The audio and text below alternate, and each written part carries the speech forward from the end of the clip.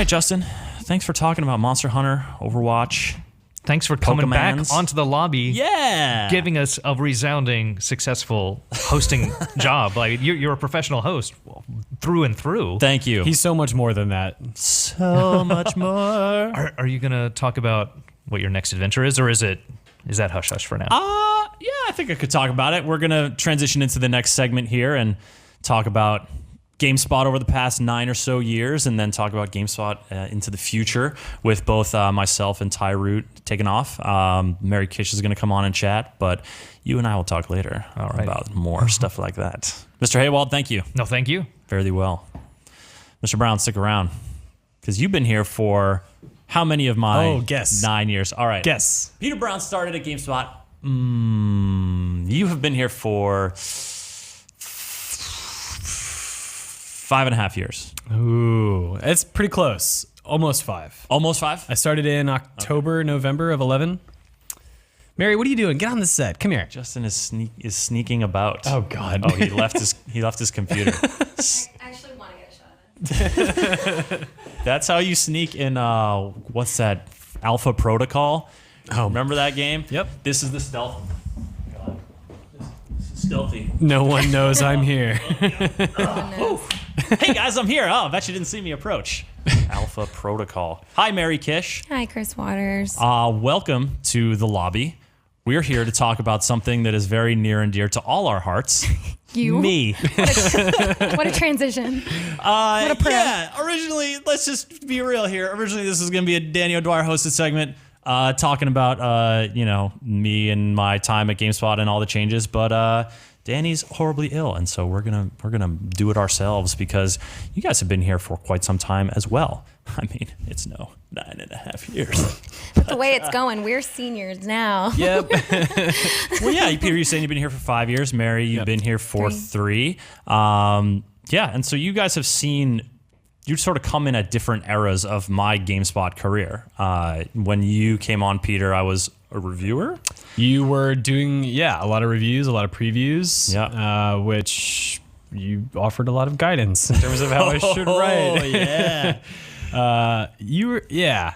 Yeah, so all right, let's go through the phases of Waters' career. That's right. You didn't start where many people might think you started, did you, Chris? You were a janitor, right? Yes. No, I came on mostly just hanging around the loading dock and, picking up litter occasionally, just a good scout. No, I started in 2007 as a data producer, which, what does that mean? That's Marco Martinez and Gadget Kulasingam do similar versions of this job now, but it's basically like keeping the site up to date with screenshots and release dates and stats on games and posting data and creating new game spaces for games. Like, it's why when you go to GameSpot, you can get information about games is because someone in the data production team has put the basics in there and created that skeleton. So that job was like, my qualifications for that job were like an internship I had at Games Radar, where I did kind of that and also wrote news stories. But it was a lot about maintaining, keeping my eye on a large diversity of games. But when I came on, that was while Jeff Gersman was still EIC and Alex Navarro was the head of reviews. And I told him right away, look, I want to write reviews. I want to be a writer for this site. That's why I came here. That's what I want to do. And they're like, all right, cool. And, then I had a manager then who let me like trial by fire. Here's a new Sonic game. Yeah. No, like the first game I reviewed was, because this was the year the Wii came out, was Pool Party for the Wii. Pool party. Wow. Yeah. What kind of pool? Are we talking like billiards? Are we talking about billiards within a pool? No, there was no actual pool, though it's swimming. Oh, man. It was, Billiards. line them up, right. hit the cue balls into the other balls, make the balls go in the holes. That's my least favorite pool party. What did it get? I think it was like a 5 or a 6. Solid. It was like, look, this works fine. It's real bare bones. But I think that was my first GameSpot byline. And this was like literally something that Alex Navarro, I don't know, he like bought it in a bargain bin at Target and was like, it was part of that Wii like shovel. Oh my God, they found it. There it is. 5. Technical tuning allows for nasty trick shots. Good selection of pool games. Technical tuning allows for easy misfires. There's a little parallelism for you guys. I'd like to know. Large useless image obscured the table. Oh, that's right. Oh, it's just broken. Well, they just had this huge, like, you're trying to aim and there's like a big thing in the way. It's like the logo for the game in the middle of the screen. You're playing pool party. Yeah. And then sound is maddening. That's never a good sign. No. Sound. How eloquently said, though. The sound is maddening. Oh, God. So frustrating. But yeah, so that, like, you know, then there was a pretty sizable exodus on the GameSpot editorial side and Thanksgiving. A giant exodus. Yes, a December that led to the creation of Giant Bomb a year later. But that opened up a place on the reviews team. And so I went over there and began that was like my second job of 4, by the way, at GameSpot. And this is I really value this time because, as Peter sort of alluded to, this was a time of like professional development in that the writing was like the crucible on which you were proven. Peter, the QA process. Oh man, we still peer review everything with a very keen eye on grammar and all those things, but also like style and voice and making sure arguments are very solid. And I had done a lot of like tech writing before coming to GameSpot, but I'd never really reviewed games on the scale the way we do now or then. And I'll never forget my first few reviews, sending those around and getting the feedback. And I was like, I am either the worst writer in the world, or these people have no respect for me, or both, It was a nice mix. Yeah, Cocktail, we but don't really, like to divulge the exact ratios. what it boiled down to is that I had a lot of ground to cover in terms of becoming a good writer that could stand up to people like yourself and Carolyn Pettit and Tom McShay, and it was really hard. And but you guys definitely got me in the right mindset, and I'm still learning. I'm still figuring stuff out, but you guys were critical to my development here. Dude, it was sure. It was every day. Like, not just every review I would write, but every review everyone else would write, they would send around and preview. you would just go through it and be like, okay, not just, we had a copy editor, so grammar was mostly taken care of. True, yeah. But it'd be like, oh, hey, here's where you could have made your point better. Hey, I'm not sure. I don't quite get it. Hey, this doesn't seem as big a deal as you think it seems. Hyperbole or this, much? This seems like it should be a way bigger deal. Or Right. like, why did you barely talk about this? Why are you talking about this so much? Like, literally from all angles. Yeah. And yeah, I remember it was a process that we tried to like soft pedal a little bit for newcomers, but any way you go about it, it was vicious. It wasn't vicious. It was intense. It was not mean-spirited. No It one pulled was any punches. thorough. Yeah. And Literally. yeah, Yeah. it was. There were figures. I got hit a lot. Kevin Van Or's got quite a haymaker. Yeah. Short arms though. But this is one of the things. His legacy. But this is one of the things I was thinking about it, and over the years at GameSpot, I've gotten the question a lot. Like, how do I get your job? How do I get to work at a GameSpot? I'm sure you guys have gotten that question dozens of times yourselves. One of the things the first thing I say is, whatever you want to do, just start doing it. Yep. Start doing it. And I'm not saying you're starting and just writing for GameSpot. You want to write reviews? Start writing reviews. Prove it. Write your reviews. And it's most like when you start, it's going to be for yourself. It's going to be I like doing this. It's going to be, oh, this one was better than the last one. It's going to be, how did I take on this game versus this game versus this game? But the second part is to get yourself into a community where people will give you feedback, because that was what like made me in terms of a writer and a critical thinker. That was like intense professional development, and it's so valuable to get that kind of feedback. Even if it's not always the easiest process. Dude, I went to art school for 4 years. I dealt with a lot of critical feedback, and that couldn't even prepare me for the sort of dissections that were happening. Reviews are very personal too, so you kind of put your heart in your review. So to have someone critique it can almost feel like a little bit of a personal attack. So I think it can be, you kind of have to build up quite a shell to work here at any review site, not just from your peers, people who you respect, but from the mountains and mountains of mean comments that you will receive on something that you worked really hard on and really, put your best into. I don't think it's easy to be a reviewer. It's definitely not easy. And yeah, the comments, 10 comments about like, good review, hey, nice work. And the one that's like, wow, this reviewer is really terrible and can't make a good argument, and that score doesn't even make sense. That's the one that sticks with you. That's what keeps you up at night. Well, until you learn to process that. And I think, people describe it as a shell, but for me, like it's like it's an inner strength. It's an inner confidence. It's like, hey, this stuff is just gonna like if it sticks in me, it's like a little sting. It's gonna go away. But I know because I have dedicated myself to this work that I'm doing good work. I know because I'm engaged with people who are engaged with me about this work and giving me good feedback. That's the opinion that matters. I know that I'm moving forward and growing. So yeah, definitely developing that strength of, not strength to the point where you're like, I'm right all the time. You certainly are not. No, no one is. Because you ain't gonna be, and you Right. need people to tell you that, and you need to be able to tell that to yourself. So, yeah, that was a really great time for me at GameSpot, was that review squad. Yeah, and I loved being a part of that team with you. I mean, I looked up to you, and I still do, but I just remember like the caliber of your writing, the caliber of your critiques were so high that it was just like, I want to impress. Like, you were one of the people I wanted to impress the most, because at least in terms of how I improved over time. Because I thought, man, this guy knows. Like he like everyone else did too, but you had your own angle, and I was like, I want to please that perspective. Thank you, Peter. That means a lot to me. Peter Brown has not been compensated for Just to throw a personal anecdote out there, like I always liked you from day one. When I liked you more. Yeah, well, when I knew I really liked you when you and I got in a pretty cool argument in Germany one year that involved a lot of yelling and fist pounding on the table, and it was over something pretty just meaningless, but like we were fucking going at it, pardon the language. And the next day it was like a funny story.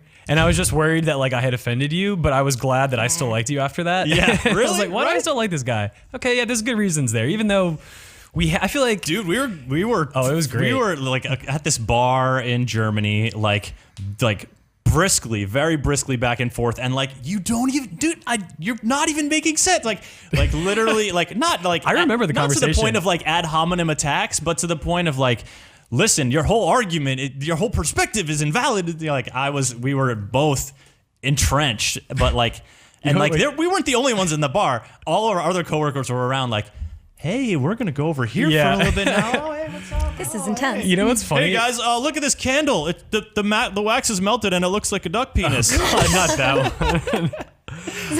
That was them trying to break sounds the ice. real. Yeah. Yeah, no, it was really people like. We were having this heated argument, and I don't think we had like a a real exchange up until that point. It had always been like sort of like passing, just like, oh yeah, hey, what's up? Like that kind of thing. Yeah. We got to know each other. Head to head. And it's funny is, I wouldn't say it was a turning point for me and Mary, but there was another time in public where I got in a big argument with Mary over something. Yep. We were yelling and pounding fists on the table over something. Can I tell them what it was? Oh yeah, let's do it. Peter and I had a really, really bad argument where we actually were fighting about whether or not you could eat a bagel with cream cheese upside down to have it not get in your beard and mustache. like turn the cream cheese facing down. Oh, here we go. We're I going to do it all believed over again. that if you flipped it upside down, that would prevent cream cheese issues. Peter was adamant that it wouldn't. He's bearded. Yeah. I was pretty sure I was right at the time. Yeah. So anyway, we got really into it, and then I think like yelling, and then I don't know. Like a couple months later, he was like, "What were we fighting about?" And then we remembered what it was, and I was like, "Oh yeah, you're totally right." And he was just like, "I'm gonna kill you." I don't remember. That's how I bond with people. Is I get in arguments maybe with them. that's our way. Well, I mean, that seems like it's a bit of a theme here. Is like, look, if you are, engaged with something, ours was game related, it was about VR and sort of user experience of VR and how you could judge the quality of VR and whatnot. Whether it's sort of career related or not, you can have these intense interactions with people and come out stronger than ever before. Especially you. You're a testament to being responsible and mature and not upsetting people. Do you hear that narrative? That's true. the dominant narrative here, folks, no matter what else you heard. So even though you had quite the run at reviews, you also did a lot more besides that, didn't you, Chris? What else did you do at GameSpot? Transition, Mary. This is my transition. Well, this is one of the things about GameSpot that like I am so grateful for having worked here is like, here I am on video talking into a camera. This is not something I ever envisioned I would do. This is not something I ever thought I wanted to do or would even be good at doing necessarily.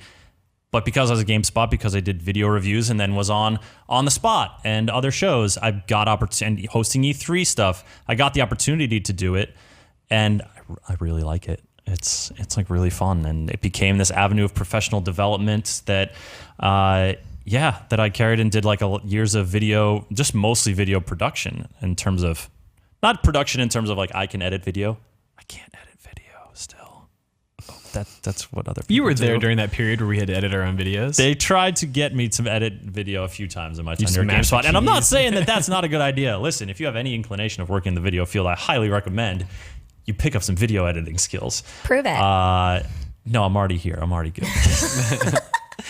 But yeah, like working on video scripts, and we'll talk about this a little bit when we get Ty Root in here, is GameSpot over, the past many years has shifted, to put a lot more resources into video, because that's an incredible way for people to engage with, video games, and also just a dynamic way for us to engage our host, our audience, and y'all like to watch some videos. Videos are popular on internet. Also, live video was starting to get popular, and GameSpot was at the forefront of that. We had live shows run by like a dynamic team from like Ryan McDonald and Jean Mejaer and Dan Mahorek, who worked tirelessly to kind of make everything work. And On the Spot was kind of like our show. That was what made people think of GameSpot, was On the Spot. the Totally. flagship video product. And right? I mean, and this that is was you. This is like the 4th or 5th incarnation of that show, and By the all lobby. means, yeah. this is On the Spot. In fact, we went through a lot of iterations of calling it that, but we decided to kind of move forward in a different direction back in the day. But which yeah. was already a few years ago now, because this show's been going on for a little bit. Yep. But there was a period where I was on this show a lot, and then I wasn't on this show. I left all of you. I'm so sorry. That was a period. So I'm moving into my the video host and producer. Then the 4th and final period of my employment at GameSpot was as a producer in our sponsored content initiatives. So if you guys watched Inside Fire Emblem Fates and Lego Dimensions and Holiday Gift Guide and a lot of these things, these videos we worked on over the years that are sponsored by clients, we don't have our editorial staff go on them because our editorial staff does not get sponsored. We are not influenced by the money that is spent on advertising. You mean we don't on get the site. checks for scores? We don't get checks, Peter. Those have been What? coming out of my own personal agenda fund, as I like to call it. I've been seeding. And it isolated you to some degree, where now that you were a part of sponsored content, you were actually no longer allowed to do anything editorial, from reviews to opinionated pieces to our editorial show, which is The Lobby. So unfortunately, although that decision made you so monumental in other things that helped GameSpot incredibly, they were kind of more behind the scenes in many ways. And a lot of people missed you. A lot of people always were wondering, where's that guy at that we like? Yeah. That guy? What's he doing? What's he doing? What was the last review you wrote? I believe it was Halo 4. Pull it up. Or it was... Did I do some small Irritum? Was that after Halo 4? Irritum was this small indie platformer thing that was not quite finished that I reviewed. I remember the Halo. Yeah, that was probably the last big one. But so the reason that I sort of disappeared, and I guess I think I talked about this a little bit in various formats, but that was me trying to try something new, reaching a point where I've been at GameSpot for 7 years and realizing hey, I need a new growth opportunity. I need to take on new challenges. There's a lot that goes on in this company that I don't know a ton about. And so let me try to do that. Let me try to find a new kind of area to learn about, and I really did. And working with clients and working with sales and working that whole pipeline, which is almost totally unseen by the audience. That you only see the final products, and that's only on the ones that get sold. Now I come up with a dozen ideas, and one of them gets made just because that's the nature of pitching things to clients. Your and stuff least like that. favorite idea. Not always. I don't know. No. I'm just making that up. Yeah, no, we made some cool stuff during that project, but I also realized that I came to miss being on camera a bunch, and miss hosting video, and miss talking with y'all, and miss being in front of y'all. And that was something that, helped motivate me to start looking around for a new gig, which is why I am leaving GameSpot, is because I have a new job that I'm starting in about a week and a half. Can you tell us more about that job, Chris Waters? Sure, Mary Kish. That job is I'm going to be, I've been curious for many years about the other side. We're a media company. What's on the other side of that? The publishing companies, people that make games. I have really no skills germane to making games, but I am going to be going to work for a publisher, Ubisoft, and I'm going to be working there on a team that does their content for their YouTube channel and the Ubi blog, and really growing that video presence there. We have a beloved coworker of ours and friend of GameSpot, Andy Bauman, went over there to join that team a few months ago. I will be joining him. And Giancarlo Veronini also. Juan Carlos Veroninos. Yes, the man Also of many ex-GameSpot. cultures. Yeah. He was my manager for many years. Were you here? Because he was GameSpot. here at GameSpot twice. I was here for the second time, not the first time. Oh, not the first time? The first time was way, way back in the early 2000s. When he invented Let's Plays. Yes. Did he tell you about this? No, he did not tell me about that. Giancarlo invented Let's Plays the day that he sat down in front of a green screen and they shot him from the back commenting on DuckTales footage on the NES. So if you go back, there's a video of him commenting on DuckTales footage from like 2004 maybe. He invented That Let's whole Plays. early 2000s at GameSpot, before, video production technology and stuff became, as relatively affordable as it is today. This site did a lot of pioneering stuff. And you mentioned it earlier with our live coverage, Mary. And so that's been another fun thing about working for the site, is being part of that. But yeah, I'm going to go work for Ubisoft. Congratulations. Thanks. It's just around the way. It's over on 3rd Street. And I'm working with people that I really trust and enjoy, and working for a company that I've admired. I mean, I don't like every single Ubisoft game that they ever publish. You But can't say that now. Dude. well, don't start for a week and a half. But man, I was going down the list preparing for these interviews, and yeah, I like that game, played that game, love that game, like that game. There's a ton of games. I mean, all right, let me back off of that, Ben. Let me just say this. One of the things I liked about working for GameSpot on the editorial team was being able to cover a diversity of games. Ubisoft's catalog is diverse. And I'm excited to get to make videos about that stuff, get back in front of the camera a bunch more, and just kind of take on a new scene. Although I am sad to leave you guys, because GameSpot has been a transformative place for me, to say the least. And working with people like you and all the folks that I've worked with over the years, some of whom are still here and some of whom are on to new adventures, has been fantastic. I mean, you get to work at a place for a big chunk of years, and then you start, I don't know if you guys do this, you start comparing it to other times in your life that have been lengthy. I was in college for 4 years. Yeah. I was thinking about that just the other day, actually. Yeah. It's strange. Yeah. I've been doing this I lived in the Bay Area for over a decade. I've worked at GameSpot for almost a decade. The sort of scope of things and their impact on your life, you start to reflect on that a lot more when you are coming to the end of that time. And so I've been doing that a lot, and it's been wonderful to remember everything. And I could go on and on about being super mushy, but suffice to say, thank you. Yeah. And thank all of you. It's really meant a lot to me to do stuff for you guys, to be up here, and to have all your support. Okay.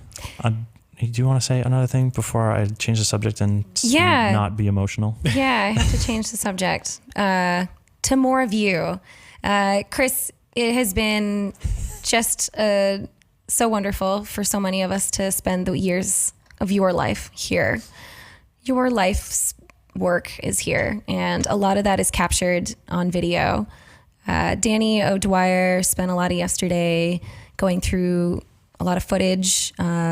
He was sick today, as you know, but I went through a lot more footage, and we put together something. Suffice to say, 9 years of work does not fit into 3 minutes. But we put something together to remember all of the wonderful things that you've done here, and we'd like to show it. Oh my goodness. A montage. Yeah, let's roll that beautiful bean footage.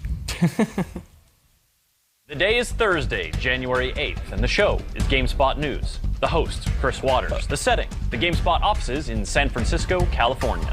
The producer, Josh Shaw, sets the shot. The microphone is affixed. The stories are memorized. The sideburns are mostly symmetrical. All that remains is to say that one little word. Action. Video review. The mention of World War II and video game in the same sentence may trigger sudden onset apathy in many gamers, but one series has historically proven to be a tonic for this crippling ennui. Brothers in Arms.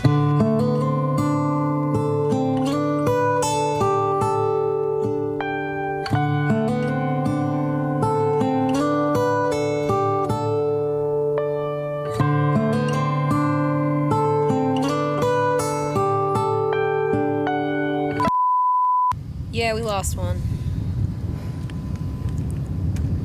Hey guys. What's up, Chris? Hi, Chris. Never mind. Then welcome, weary internet user. Welcome to the Gun Show, the show that is kickstarting its own floating theocratic metropolis. We've decided to name it Gunstopia, and that's as far as we got. Let's just kill it with guns. Lots of weird up guns. The M1216 goes bap, bap, bap, bap, then baps some more. Hashtag Baptacular, hashtag Baps on Parade. Science murder. On the first tweet of Christmas, the gun show sent to me the shotgun from Spelunky. Everybody, welcome to Multiple Players. Multiple Players. Hey, folks, welcome to Multiple Players. There's a hand walking around. Give me those souls. Give me those souls. Yeah, I think Feeling. That is creepy as hell. my dad. What a turn of Assassin's Creed communities. It's Chris Waters. Hey, folks, welcome to the GameSpot studios, and welcome to Today on the Spot for Tuesday, September 22nd. I'm your host, Chris Waters, and joining me over here is Lark Anderson. There you go. Okay. I'm gonna have to double only in Warzone. And Cliff Blazinski. What? Cliffy B? Yes, I'm Clifford Q. Blazinski. Tell me what he's like. Ladies and gentlemen of the Horde and the Alliance alike, welcome to Warlords of Draenor Worldwide Cinematic Premiere! It's a game that made me so happy to play video games and to love them, and so happy for where video games are going in the future.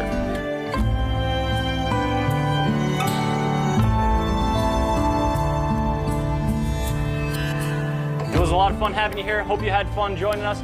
And we'll see you next week for On the Spot, live from the GameSpot studios. Have a great weekend.